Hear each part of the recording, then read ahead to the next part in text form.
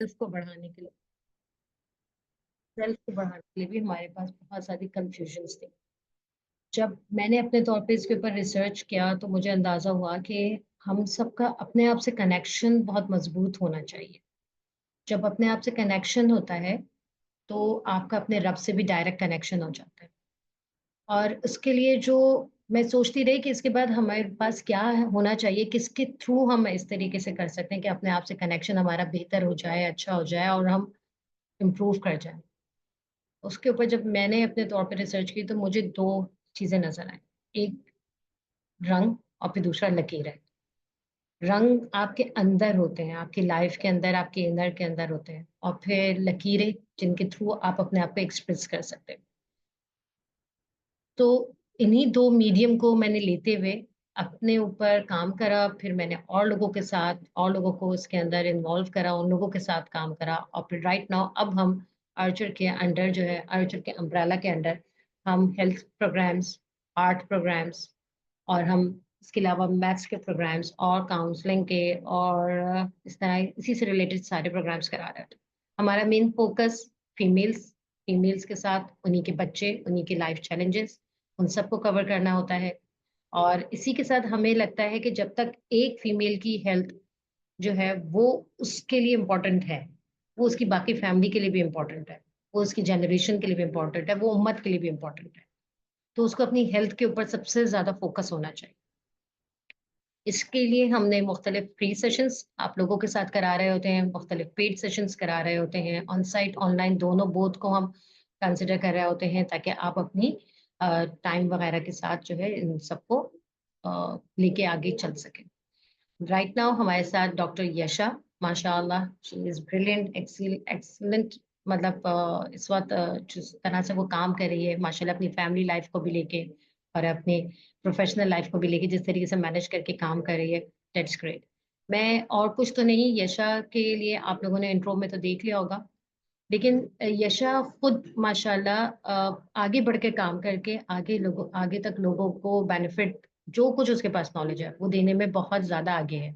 और मुझे यशा को अपने साथ अ, जो है फख्र महसूस होता है जब वो मेरे साथ प्रोग्राम में है और मेरे डॉक्टर्स के पैनल में है। जी यशा, आपकी तरफ बेटा। Thank you everyone. हाँ, बिस्मिल्लाहिर्रहमानिर्रहीम, अस्सलाम वालेकुम। सबको मेरी आवाज़ आ रही है?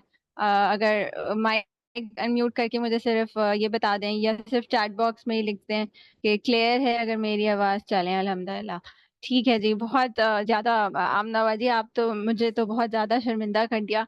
और मैं तो भाई नहीं, बस ये बिगनिंग है। अल्हम्दुलिल्लाह, वही वाली बात कि अल्हम्दुलिल्लाह अल्लाह मियां ने एक प्लेटफॉर्म आपके ज़रिए हम सब तक पहुंचाया है, और सब अपनी अपनी कैपेसिटी में जो है वो इसको आगे लेके चल रहे हैं। अब जिस जिस तरह लेके चल सकते हैं, अल्लाह मियां सबको जो है वो इससे जिस जिस तरीके से वो आगे हेल्प करना चाहते हैं, उस तरीके से वो हेल्प जो है वो सर्टन लोगों तक, जो जो जिन जिन तक है पहुंचनी चाहिए, अल्लाह मियां वहां तक पहुंचाए। आज का टॉपिक जो है, इट्स अबाउट पीसीओएस। बहुत कॉमन है, और ये भी काफी सारे लोग जानते होंगे कि सितंबर को जो है जी, वो हम पीसीओएस का मंथ भी सॉर्ट ऑफ सेलिब्रेट करते हैं। पीसीओएस का पूरा फॉर्म होता है जी, पॉलीसिस्टिक ओवेरियन सिंड्रोम। मैं यहाँ पे अपनी अनुरा जी, मुझे अपनी स्क्रीन शेयर करनी होगी, तो अगर आप यहाँ पे अलाउ कर दें तो। अच्छा, हम, मेरा ख्याल है यहाँ पे जितनी भी खवातीन मौजूद हैं, I am pretty sure PCOS के बारे में सभी जानते होंगे और सब इससे अवेयर हैं। क्लोज फैमिली में होते हैं, इंसिडेंट्स होते हैं जिनको पता चलता है कि जी हाँ जी, पीसीओएस उन्हें है खुदा ना खास्ता। या फिर होता है कि अभी मैं बल्कि चैट बॉक्स में ही पढ़ रही थी कि हमारी एक पार्टिसिपेंट ने भी बताया कि उनको डायग्नोज हुआ। आजकल अगर देखा जाए तो ये अब एक्सक्यूज मी तो यशा, जो अगस्त। जी जी एक्सक्यूज जी। मी यशा, यशा आप के साथ स्क्रीन शेयरिंग का हाँ ऑप्शन दे दीजिए, आप जी स्क्रीन शेयर। जी जी। हाँ जी, क्यों? ओके जी। हम्म,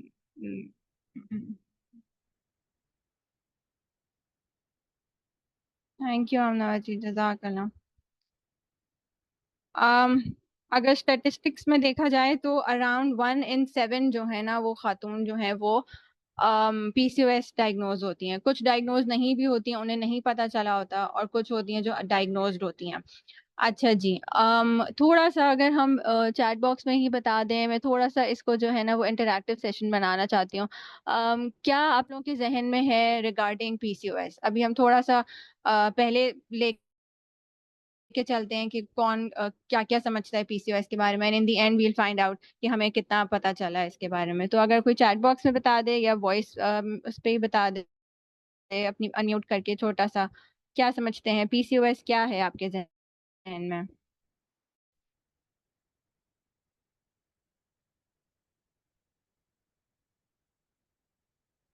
अच्छा जी, थोड़ा थोड़ा श्योर, बिल्कुल सही कह रही हैं साबरा। श्योर, खवातीन के तो शुरू होती है, और हार्मोनल इम्बैलेंस, बिल्कुल सही कह रही हैं।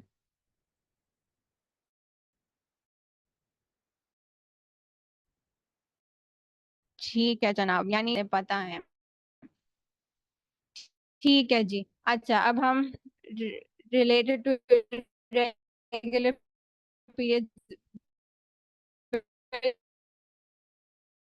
बिल्कुल डेफिनेटली। ज्यादातर जो है ना लोग यही समझ रहे होते हैं, और शुरू यहीं से होता है कि जी हमें पीरियड इरेगुलर आने शुरू हुए हैं,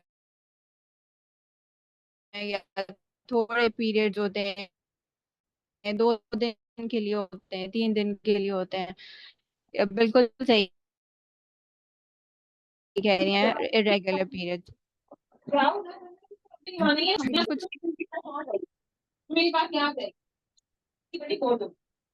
अम, अगर आप कुछ बताना चाह रही हैं, चलें, खलीन का डिस्कनेक्ट हो गया। चलें जी, फॉर्मली हम शुरू करते हैं। सबको मेरी स्क्रीन नजर आ रही है? ठीक है जनाब। From awareness to action, managing PCOS for a better life. हमारा मेन फंक्शन ना सिर्फ पीसीओएस को जानना पहचानना है, बल्कि उसे डील करना भी है। ठीक है जनाब। अच्छा, पीसीओएस बेसिकली एक, हम अंडरस्टैंड करेंगे about the basics. PCOS basically जो है एक सिंड्रोम है जिसके अंदर बहुत सारी चीजें आती हैं। हम उसे एक्सप्लोर करेंगे, वो क्या क्या कॉज करता है, उसके क्या इफेक्ट्स हैं, उसकी ट्रीटमेंट क्या है, डायग्नोज कैसे होता है, हमें नजर कैसा आ रहा होता है, और उसके पीछे पैथोलॉजी क्या है। अच्छा जी, PCOS is a very common hormonal disorder affecting women of reproductive age. जैसे ही खवातीन में जो है, जैसे हम कहते हैं प्यूबर्टी रीच करती है, and as soon as a girl is able to menstruate, उस वक्त से लेकर जब तक मेनोपॉज नहीं आता उस वक्त तक जो है ये सारी चीजें पॉसिबल होती हैं होना। अच्छा, इसमें आता क्या क्या है? इरेगुलर मेंस्ट्रुअल साइकिल आता है, एक्सेस एंड्रोजन लेवल्स आता है, ये आगे मैं आप लोगों को सबको एक्सप्लेन करूंगी। एंड्रोजन बेसिकली एक हार्मोन, ऐसा हार्मोन होता है जो कि यूजुअली मेल्स में ज्यादातर पाया जाता है। फीमेल्स में इसकी मिकदार होती है मगर कम होती है। अगर इसकी मिकदार ज्यादा हो जाए तो डिफरेंट सिनेरियो पेश होता है, वो हम आगे देखेंगे। और polycystic ovaries, obviously we are not able to view polycystic ovaries ऐसे ही, वो अल्ट्रासाउंड की पिक्चर पे ही हमें पता चलता है कि अच्छा जी ये पॉलीसिस्टिक है। अच्छा, आगे चलते हैं। देखें, एक इस तरह होती है जी हमारी नॉर्मल ओवेरियन साइकिल। उसमें होता यह है कि सब समझें, दिस इज आवर ओवरी, ठीक है, और उसके अंदर ये जो आप देख रहे हैं, दिस इज द एग, ठीक है। ये एक फॉलिकल है, और इसके अंदर ये जो छोटा सा आपको रेड कलर का नजर आ रहा है, this is the egg that is being matured. Her cycle के अंदर जो है, जो हमारी 21 डेज की साइकिल होती है, जिसमें फर्स्ट 7 डेज हम मेंस्ट्रुएट करते हैं, और जो बाकी की साइकिल 14 डेज की होती है, उसके अंदर ये सारा प्रोसेस चल रहा होता है, ठीक है ना। ये फॉलिकल होता है, उसके अंदर एक मेच्योर एग जो होता है वो बनता है, और उसके बाद ड्यू टू हॉर्मोन्स वो बाहर की तरफ आ जाता है, जिसको हम कहते हैं ओव्यूलेशन हो गई।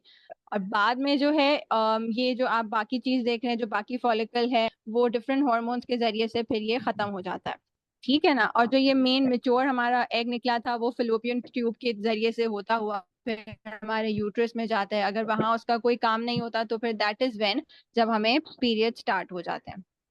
This is normal ovary versus the PCO वाली ओवरी, ठीक है जी। ये नॉर्मल ओवरी है, जैसे अभी आपको एक्सप्लेन किया, यहाँ से हमारा एग निकला, बाकी वो जो फॉलिकल था वो आगे जाके खत्म हो जाएगा। पीसीओएस ओवरी में होता ये है कि जो फॉलिकल के अंदर जो एग मेच्योर होना होता है वो मेच्योर हो ही नहीं पाता। क्यों? क्योंकि हॉर्मोन्स की कमी होती है। हमारे अंदर 4-5 किस्म के हार्मोन्स होते हैं जिनके लेवल पे डिपेंड करता है कि ये जो हमारा एग है वो कैसे मैच्योर होगा, कब मैच्योर होगा। जब वो हार्मोन के लेवल्स ही डिस्टर्ब्ड होते हैं तो वो निकल ही नहीं पाता, रिजल्टिंग कि वो जो हमारा फॉलिकल और एग था वो वैसा का वैसा ही हमारी ओवरी में रह जाता है और वो खत्म नहीं होता। फिर ओवर द टाइम जब हमारी 1 साइकिल, 2 साइकिल, 3 साइकिल्स आती हैं तो वो इसी तरह अक्यूमुलेट होकर और वो सिस्ट की फॉर्म बना लेता है। ये जो मल्टीपल चीजें आपको नजर आ रही हैं, दीज आर ऑल सिस्ट। यहाँ ये लाइनिंग बताई हुई है कि ओवरी की लाइनिंग जो है यहाँ पे ये इतनी पतली होती है, आगे जाके जो है जहाँ पे पीसीओएस की जो फॉलिकल्स की लाइनिंग है वो मोटी होती है निस्बतन नॉर्मल ओवरी के अंदर। ठीक है जनाब, this is the normal scan. हम अक्सर देखते हैं जी हमारी अल्ट्रासाउंड की रिपोर्ट आती है, उसमें काली पीली चीजें होती हैं और हमें नहीं कभी कभार समझ आ रहा होता, तो सिर्फ एक जिसे कहते हैं ना बेसिक चीजें अगर हम अंडरस्टैंड कर लें तो this is the scan of a normal ovary. जो आपको ये बड़ा सा नजर आ रहा है this is the mature. Basically होता है ये है कि 3-4 फॉलिकल्स होते हैं जो मेच्योर होने की कोशिश कर रहे होते हैं नॉर्मल ओवरी के अंदर, लेकिन सिर्फ एक ही होता है जो सक्सीड करता है इन मेच्योरिंग और फिर उसके अंदर से एक एग रिलीज होता है। तो this is the normal cycle. अब हम ये अगर देखें तो this is the ultrasound of a polycystic ovary, जिसके अंदर ये मल्टीपल आपको सिस्ट नजर आ रहे होंगे। इसका एक क्राइटेरिया होता है, वो हम आगे जाके डिस्कस करेंगे कि अगर 12 या 12 से ज्यादा ये छोटे छोटे सिस्ट हमें नजर आए तो उनको हम कहते हैं कि जी ये पॉलीसिस्टिक ओवरी है। इसका एक टर्म होता है जी स्ट्रिंग ऑफ बीड्स नजर आना। सोनोलॉजिस्ट यूजुअली उसको कहती है कि जी ये स्ट्रिंग ऑफ बीड्स देखे नजर आ रही है। अच्छा, एक बात और मैं यहाँ पे क्लियर कर लूँ, कभी कभार ऐसा होता है कि जी हमें इंसिडेंटल फाइंडिंग होती है, हम सिर्फ अपना एक अल्ट्रासाउंड कराना जा रहे होते हैं और हमें नजर तो इस तरह का कुछ आता है, हमें सोनोलॉजिस्ट कहती है कि जी पॉलीसिस्टिक ओवरी नजर आ रही है, लेकिन क्लिनिकली हमें यानी कि नजर नहीं आता, मतलब हमें कोई और सिम्टम्स नहीं होते, हमें इरेगुलर पीरियड्स नहीं है, हमारे चेहरे पे बाल वगैरह नहीं है। तो दोनों चीजों को कोरिलेट करना जरूरी है। कुछ पेशेंट्स आते हैं जी मेरे पास अक्सर कि हमारी रिपोर्ट में पॉलीसिस्टिक ओवरी आया, हमें तो जी पीसीओएस हो गया। नहीं, जरूरी नहीं है। चीजों को कोरिलेट करना बहुत जरूरी है। अपने डॉक्टर से जरूर इस बारे में बात किया करें, दो चीजों को कोरिलेट करें ताकि इस कंफ्यूजन को दूर कर सकें। अक्सर ऐसा होता है कि जी सिम्टम्स आ रहे होते हैं लेकिन हमारी ओवरी सही होती हैं। दोनों केसेस में कोरिलेशन इज वेरी नेसेसरी। आगे जाके हम इसका क्राइटेरिया भी पढ़ेंगे। देखें, this is the polycystic ovary seen on laparoscopy. Laparoscopy को मालूम होगा, एक छोटा सा प्रोसीजर, छोटा सा होल करके कैमरा अंदर डाल के देखा जाता है। तो ये जो आपको व्हाइट से कलर का नजर आ रहा है this is the ovary. Usually इतनी बड़ी होती नहीं है और ये पर्ली वाइट नहीं होती। इसका जो एक मेन क्राइटेरिया है वो यही है कि लैप्रोस्कोपिक के अंदर हमें जो है वो पर्ली वाइट किस्म की जो है वो एक बड़ा सा नजर आ रहा होता है, that is polycystic ovary. Normal जो होता है वो बहुत छोटी सी इसी तरह की आपको एक, ये तो खैर यूट्रस है साइड पे, लेकिन एक छोटा सा नॉर्मल पिंक से कलर का बॉल सा नजर आ रहा होता है, दैट इज नॉर्मल ओवरी। अच्छा जी, पैथोफिजियोलॉजी की तरफ हम चलते हैं, उसके अंदर होता क्या है और ये हो क्यों रहा होता है। हम देखते हैं कि जी जिनको पीसीओएस डायग्नोज होता है उनके अंदर सबसे पहले हम इंसुलिन का चेकअप कराते हैं। उसके अंदर इंसुलिन रेजिस्टेंस का होना, हाइपर एंड्रोजेनिज्म और ओवेरियन डिसफंक्शन। इंसुलिन रेजिस्टेंस का मतलब ये होता है कि बॉडी इंसुलिन प्रोड्यूस तो कर रही होती है, वो भी वाफिर मिकदार में, लेकिन एक्ट नहीं कर रही होती। जहाँ पे उसने काम करना होता है वो अपना काम नहीं कर रही होती। जिन सेल्स को हमारे इंसुलिन की जरूरत होती है वो वहाँ पे वो काम ही नहीं कर रहे होते।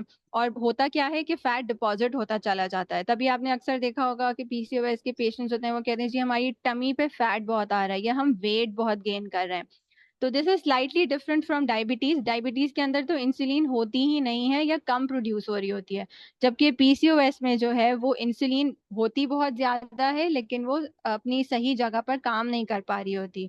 हाइपर एंड्रोजेनिज्म जी कहते हैं जब मेल हार्मोन जिसे टेस्टोस्टेरॉन कहा जाता है उसके लेवल्स अगर बढ़ जाएं, उसकी वजह से होता क्या है, चेहरे पे बाल का होना, एक्नी का होना और बॉल्डिज्म जिसे कहते हैं, मेल पैटर्न की तरह बालों का उड़ना, थिनिंग ऑफ हेयर, ये सारा कुछ हाइपर एंड्रोजेनिज्म की वजह से होता है।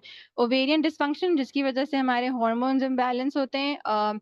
बहुत दफा जो है हमें ब्लड टेस्ट कराने होते हैं जिसके अंदर हम एलएच, एफएसएच, जिसको हम ल्यूटिनाइजिंग हार्मोन और फॉलिकल स्टिमुलेटिंग हार्मोन जिसे कहते हैं, उनकी कमी या ज्यादती की वजह से जो है वो डिसफंक्शन में ओवरीज चली जाती है और हमारे एग की प्रोडक्शन कम होने की वजह से इरेगुलर पीरियड्स या पीरियड्स में कमी आनी शुरू हो जाती है जिसको हम ओलिगोमेनोरिया भी कहते हैं। ठीक है जनाब, ये बहुत जरूरी है आगे समझना। यहाँ पे वही इंसुलिन की गई है। Insulin resistance is a significant metabolic impact of PCOS, जहाँ पे बॉडी सेल्स ही रिस्पॉन्ड नहीं करते इंसुलिन को। फिर आगे जाके ये वेट गेन और फिर ये इंक्रीज जरूर करते हैं टाइप 2 का रिस्क। अक्सर लोग जो पीसीओएस अगर उनको अडल्ट एज में होता है तो आगे जाके ओल्ड एज में उनको टाइप 2 डायबिटीज होने का खदशा बहुत ज्यादा बढ़ जाता है। इंसुलिन लेवल्स को मैनेज करना बहुत ज़रूरी है इन पेशेंट्स के अंदर, तभी जो है वो हम सीरम इंसुलिन का टेस्ट इनको गाय बगाए कराते रहते हैं। रिप्रोडक्टिव हेल्थ पे बहुत असर पड़ता है। अक्सर ऐसा होता है हम ये सारी चीज़ें जो हैं उनको हम इतने सही से देख नहीं रहे होते। चेहरे पे बाल हैं तो जी लेज़र करा लिया, ब्लीच करा लिया, आपने वैक्सिंग करा ली। अच्छा, बालों के लिए तो आपने बहुत सारे तेल वगैरह यूज़ कर लिए और साइकिल रेगुलेट करने के लिए गोलियाँ खा ली। लेकिन जब हम रिप्रोडक्टिव हेल्थ की बात करते हैं आगे जाके अक्सर हमें कंप्लेन्स आती हैं कि जी कंसीव नहीं कर पा रहे, या तो प्राइमरी इनफर्टिलिटी यानी कि बिल्कुल शुरू में कंसीव नहीं किया गया, या सेकेंडरी इनफर्टिलिटी। एक मतलब ये कि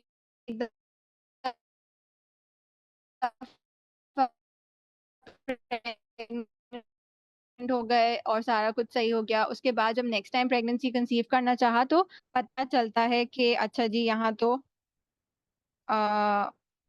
सबको आवाज आ रही है? आई थिंक यहाँ पे कुछ इंटरनेट की। हेलो। जी यशा, अब आवाज आपकी क्लियर है। अब आप कंटिन्यू करें, थोड़ा सा बीच में हुई थी डिस्टर्ब। आवाज है, यानी ठीक है। एक, ठीक है। मुझे हाँ बीच में मुझे बता दें कि हाँ कहाँ पे ब्रेक हुआ था, मैं वहीं से दोबारा कंटिन्यू कर लेती हूँ। बस इससे पहले वाला पॉइंट आप दोबारा से कंटिन्यू कीजिए। आ, समझ जस्ट अ नहीं मिनट आया। के लिए अच्छा आपका। ठीक है। आयशा, हाँ अगर बिल्कुल। आप मुझे आयशा उमेर। हाँ हम्म। अच्छा अच्छा अच्छा। आयशा कह रही है आपकी बात कट हो गई थी, समझ नहीं आया। तो आयशा अगर आप मुझे बता दो एग्जैक्टली exactly कि कहाँ पे सेकेंडरी इनफर्टिलिटी पे। अच्छा चलें। मैं ये बात कर रही थी रिप्रोडक्शन की कि अक्सर खवातीन को बाद में जाके एहसास होता है कि जी हमें पीसीओएस हो सकता है। उससे पहले हम बाकी सारी चीज़ों को इतना बॉदर नहीं कर रहे होते। तो कभी कभार ऐसा होता है कि जी फर्स्ट टाइम तो कंसीव कर लिया, प्राइमरी मतलब आपने कंसीव कर लिया, बर्थ हो गई, सारी कुछ नॉर्मली गुजर गया। एंड सेकेंड टाइम जब आप कंसीव करना चाहते हो उस टाइम पे जो है वो कंसीव करने में मुश्किल आ रही होती है। उसको हम कहते हैं सेकेंडरी इनफर्टिलिटी। यानी कि फर्स्ट टाइम कंसीव करने के 2 से 3 साल बाद भी अगर मुश्किल आ रही है तो सेकेंडरी इनफर्टिलिटी के अंदर फॉल करता है। और फिर हम उसको रूल आउट करते हैं कि जी क्या मसला हो सकता है, दिस कुड बी पीसीओएस। तो फिर हम आगे जाके पीसीओएस और थायराइड वगैरह के टेस्ट करवाते हैं। ठीक है जनाब। और ये भी होता है कि understanding these effects is essential for reproductive planning. मतलब कि अगर आपको पता है कि यू हैव पीसीओएस तो फिर आपको प्लान आउट करना होता है, अर्ली प्लान आउट करना होता है कि अच्छा ठीक है आगे जाके, क्योंकि देखें पीसीओएस इज अनक्योरेबल। इसको कम्प्लीटली क्योर नहीं किया जा सकता, लेकिन हाँ इसको बढ़ने से ज़रूर रोका जा सकता। ठीक है। तो ऐसे पेशेंट्स को हम यूजुअली यही प्रेफर करते हैं कि ठीक है 35 से पहले पहले या 37 से पहले पहले जो है आप कोशिश कर लें और इसका इलाज वगैरह जो है वो करवा लें। ठीक है जनाब। अच्छा, ये हम नेक्स्ट स्लाइड आ गए। क्लिनिकल फीचर्स ऑफ पीसीओएस, हमें दिखता कैसा है, हमें कैसे पता चलेगा कि जी खुदा ना खास्ता किसी को पीसीओएस हो सकता है?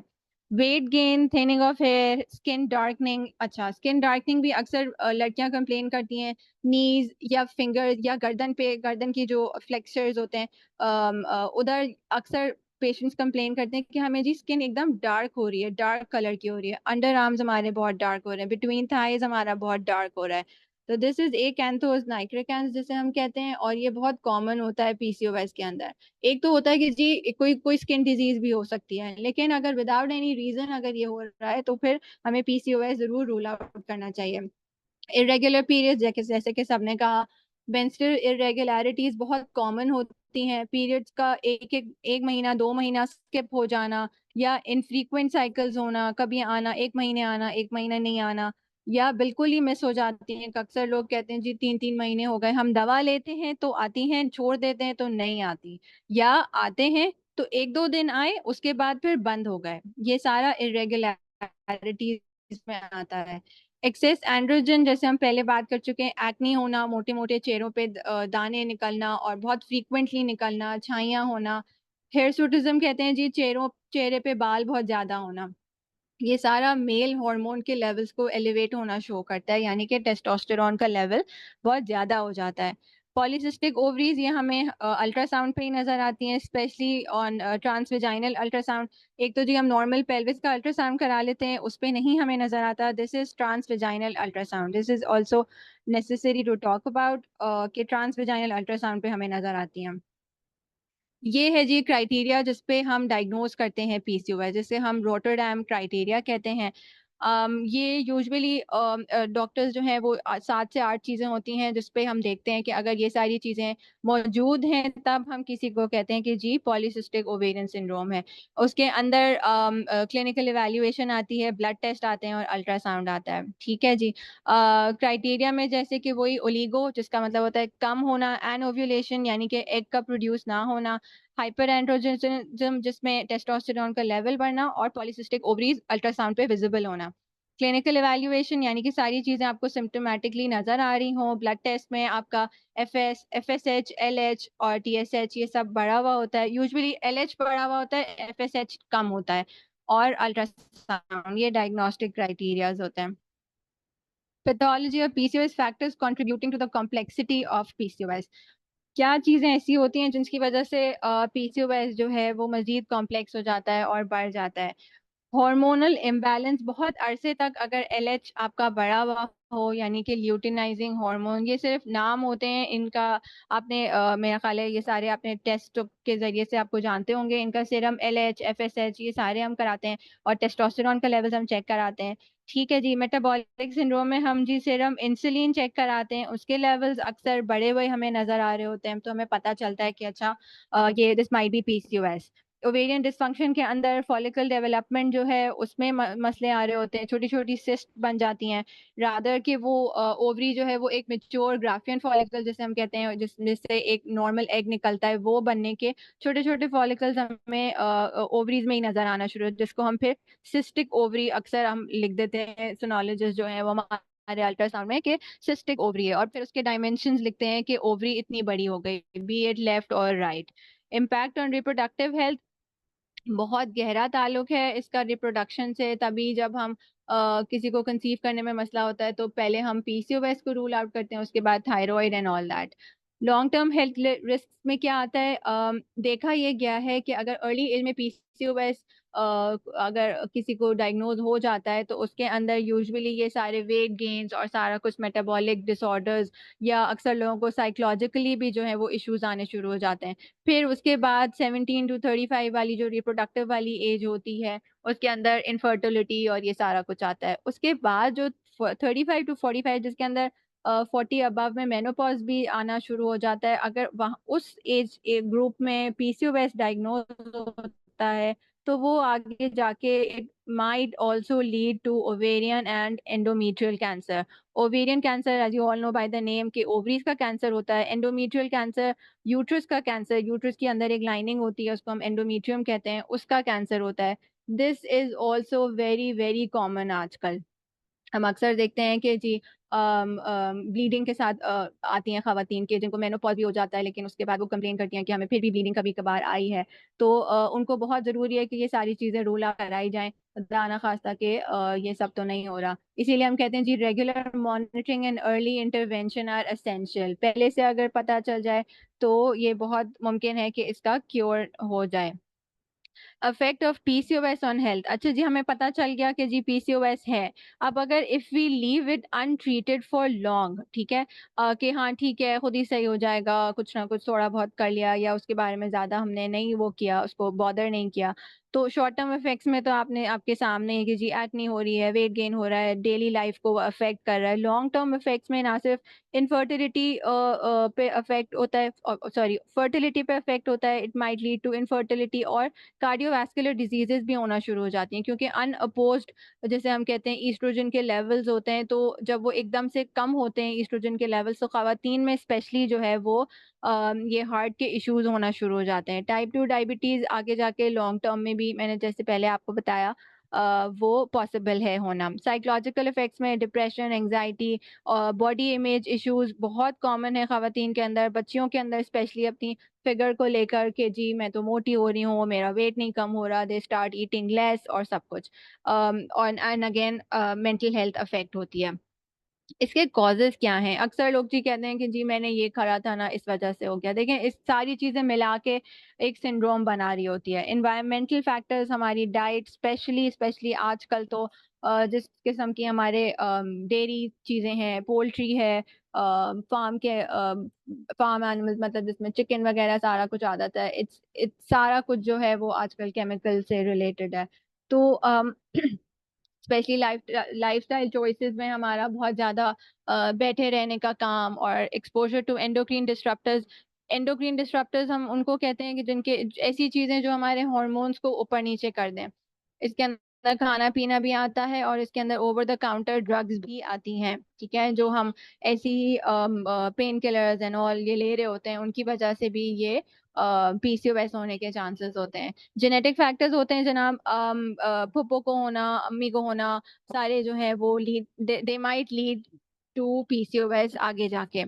इंसुलिन का रेजिस्टेंस होना, किसी को किसी और वजह से भी, ना सिर्फ पीसीओएस बल्कि कुछ ऐसी डिजीजेस भी होती हैं जिसके अंदर इंसुलिन रेजिस्टेंस आ जाती है। This might again lead to PCOS आगे जाके, और बहुत आगे मतलब एज एन वेरियस मेटाबॉलिक जो है वो और डिजीजेस भी हो सकती हैं की वजह से। Low grade inflammation is associated with PCOS, influencing it's pathophysiology and manifestations. हमारी कुछ खुराक ऐसी हैं जिनकी वजह से बॉडी के अंदर इन्फ्लेमेशन हो रही होती है और हमें नहीं पता होता। और इसकी वजह से अगेन ओवेरियन जो है वो डिस्ट्रप्शंस हो रही होती हैं, हमारी ओवरीज के अंदर जो उनका काम हो रहा होता है वो नहीं कर पा रहे होते हैं। इसके अंदर ट्रीटमेंट ऑप्शंस के अंदर बहुत ज़्यादा डिटेल में नहीं जाऊंगी, लेकिन ये ज़रूर बताऊंगी कि हाँ, इसके ऑप्शंस अवेलेबल हैं। Like I said, completely curable नहीं है, बट इसको हम आगे जाके जो है वो ये ज़रूर कर सकते हैं कि ये कंट्रोलेबल ज़रूर हो जाए। जैसे कि हम हमारी डायबिटीज़ होती है, डायबिटीज़ इज़ अनक्योरेबल, बट हमें इसको मैनेज ज़रूर करना होता है। Lifestyle changes are very very important. Healthy diet, regular exercise और हेल्दी वेट। रेगुलर एक्सरसाइज में मैं यहाँ ये बताती चलूँ कि वन कहते हैं, रिसर्च में ये आया है कि 150 minutes of heavy exercise per week ये लाजमी है। कुछ खवातीन कहती हैं हमारे जी घर में उठने बैठने का बहुत काम है, दिस इज नॉट एक्सरसाइज, ठीक है। आपने कोशिश करनी है कि आपने हफ्ते का एक प्लान आउट कर लें। इस दिन आपने डिवाइड कर लिया, 30 मिनट्स की ब्रिस्क वॉक ही सही, जो भी जिस तरह भी मैनेज कर सके।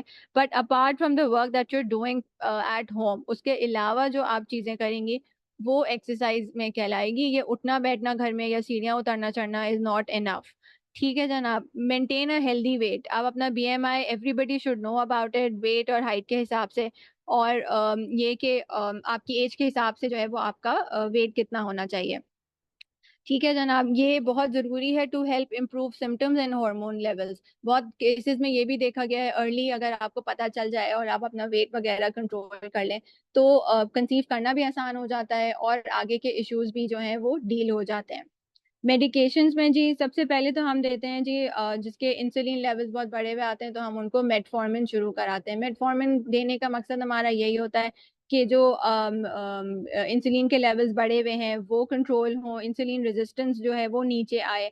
और मेटफॉर्मिन का एक और भी जो एडवांटेज होता है वो वेट का होता है। जिनको वेट के इश्यूज होते हैं तो उनका वेट भी कंट्रोल होना शुरू हो जाता है।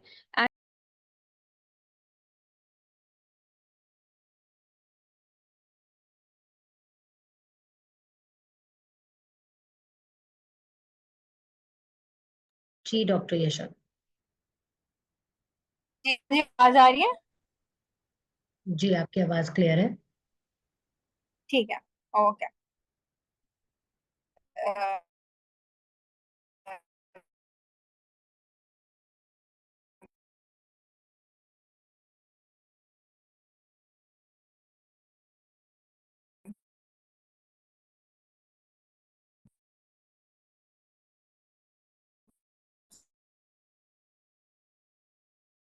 चीज होती है हार्मोनल कॉन्ट्रासेप्टिव रेगुलेट पीरियड, जैसे हम सीओसीपीज भी कहा जाता है। कुछ खवातीन परेशान हो जाती हैं कि उन्हें COCPs दिए जा रहे हैं। COCPs आर ओनली हॉर्मोन्स, ठीक है। उन हॉर्मोन्स को जब आप एक्सोजेनसली ले रहे होते हैं, ओरली ले रहे होते हैं, तो वो बॉडी में जाके आपकी ओवरीज को रेगुलेट करते हैं और नॉर्मल प्रोसेस को इनहेंस करते हैं, जिसकी वजह से फिर जब आप 7th डे स्टार्ट करते हैं और 21 डे पे फिर जब आप छोड़ते हैं उनको, तो फिर आपको पीरियड्स आने शुरू हो जाते हैं। तो बेसिकली होता यह है कि आप अपनी बॉडी को अडेप्ट करा रहे होते हैं to artificial hormones. Long term effects इसके आगे जाके साइड इफेक्ट जरूर है, लेकिन ये पीरियड्स को रेगुलेट करने में काम जरूर आती है।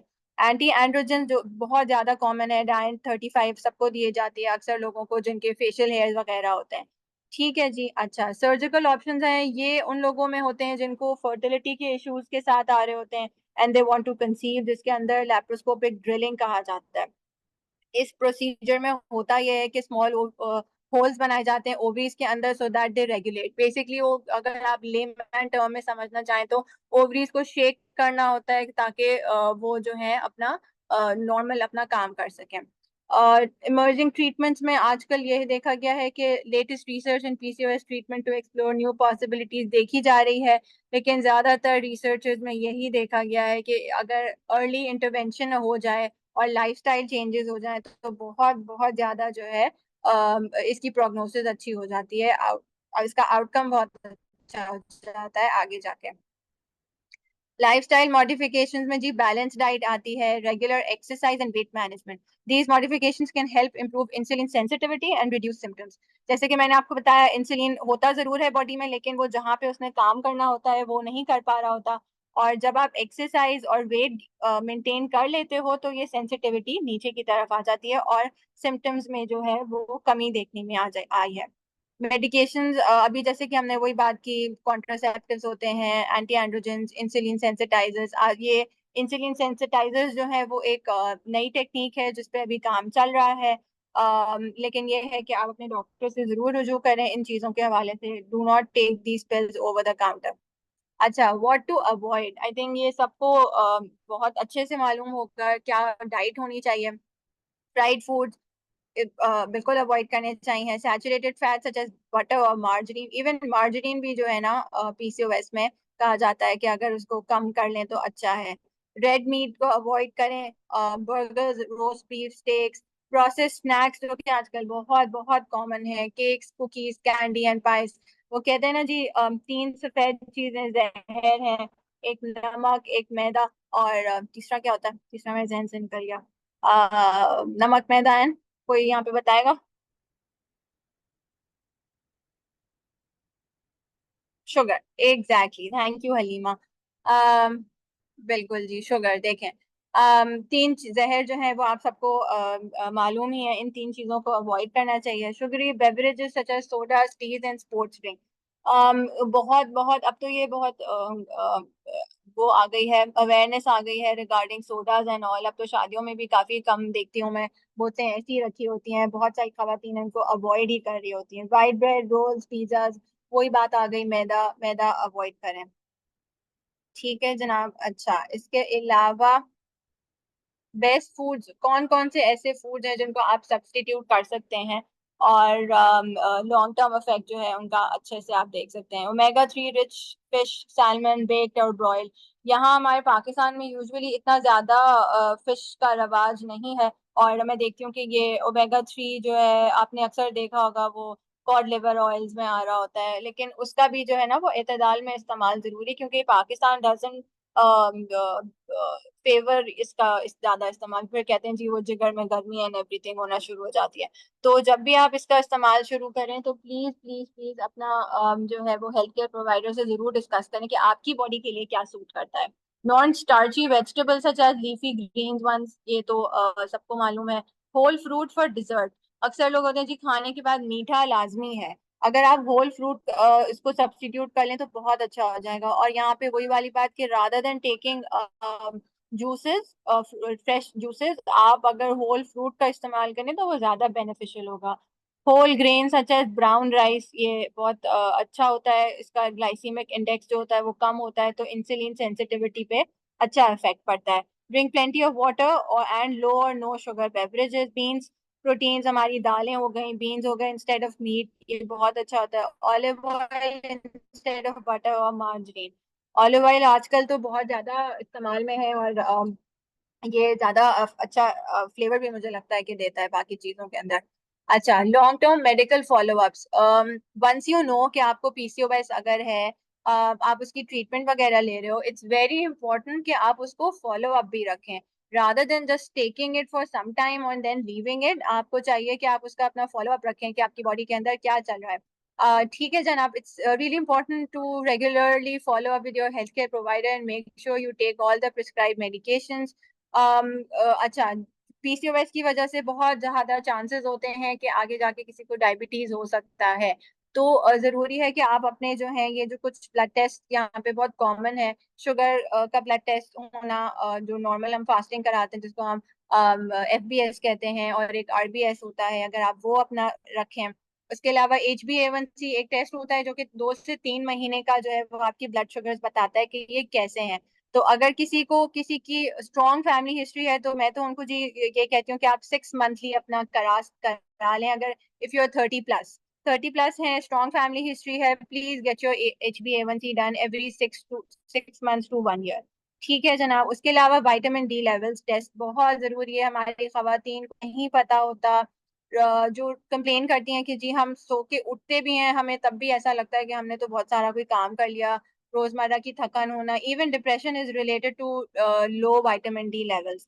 तो खवातीन लाजमी अपना विटामिन डी लेवल्स का टेस्ट करना इन thyroid function test once a year, और वंस इन 2 इयर्स करा लें अपना, तो ज्यादा अच्छा होता है, स्पेशली वो जिनके अंदर ससेप्टेबिलिटी इश्यूज हैं, जिनको ये है। ठीक है जनाब, thank you so much for this session, बहुत मजा आया आप सारे पार्टिसिपेंट्स के साथ।